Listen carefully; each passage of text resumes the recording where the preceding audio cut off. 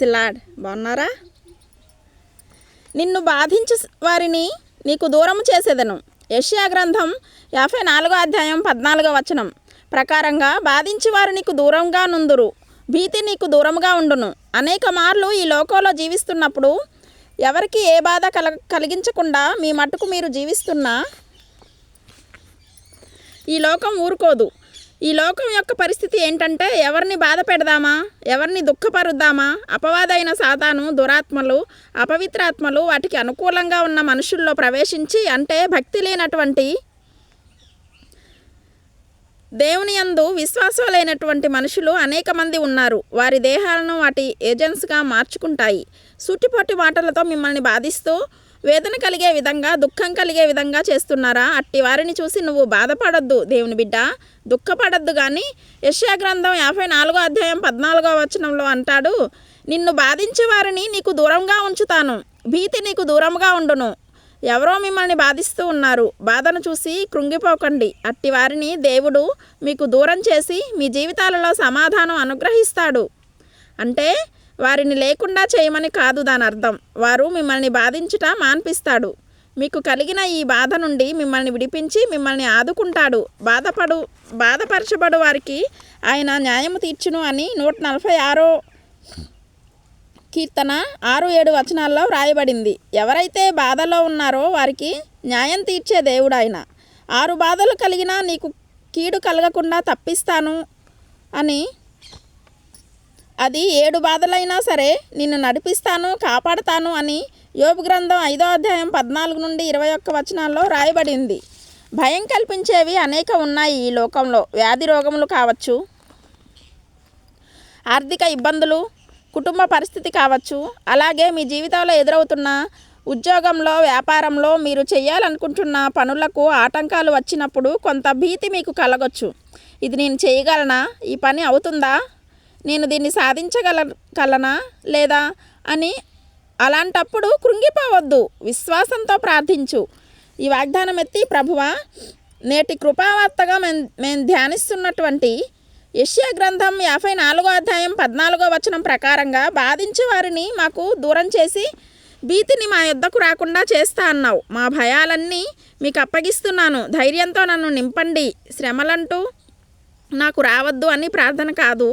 ఈ లోకంలో మీకు శ్రమ కలుగును, ధైర్యం తెచ్చుకోండి, మీరు తప్పనిసరిగా ఈ లోకాన్ని జయిస్తారు అని ప్రభు చెప్పాడు. యోహాను సువార్త 16వ అధ్యాయం 33వ వచనం ప్రకారంగా లేఖనాన్ని బట్టి మనం గమనిస్తే, దేవుడు యందు విశ్వాసం ఉంచిన మనం ఎటువంటి శ్రమలు వచ్చినా దేవుడు ధైర్యం ఇస్తాడు. మీలో ఉన్న భయాలు తొలగిపోతాయి. బాధపరచు వారిని మీకు దూరం చేస్తాడు. పైగా శోధనతో పాటు తప్పించుకునే మార్గం మీకు చూపిస్తాడు. హల్లెలూయా! శోధన జయించిన మీకు జీవ కిరీటం కూడా అనుగ్రహిస్తాడు.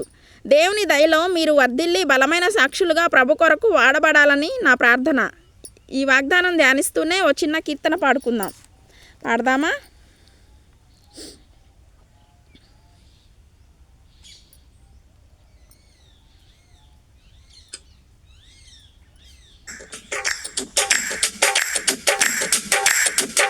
భయపడను, కలవరపడను, కలత చెందను నేనెప్పుడు.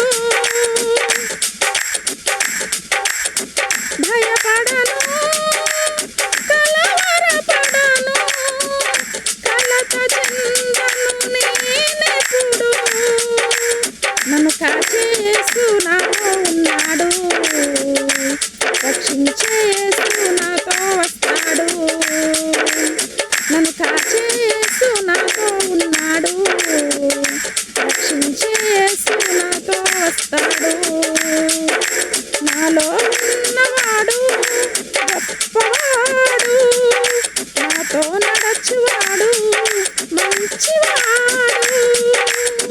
నాలో ఉన్నవాడు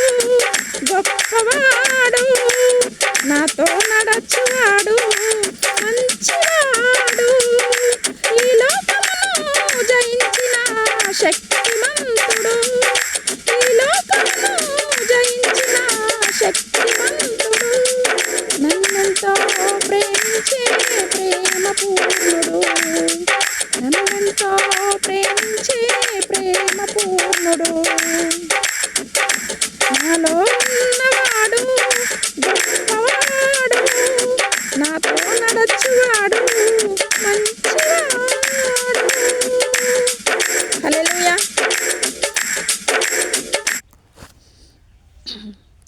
ప్రస్తుతం మీరు ఎదుర్కొంటున్న ఈ సమస్యలు, ఈ బాధ నుండి ప్రభు మిమ్మల్ని విడిపించి రక్షించి కాపాడి ఆయన కృపలో మిమ్మల్ని నడిపించి వర్ధిల్లజేయునుగాక. ఆమెన్. ప్రార్థన చేసుకుందాం.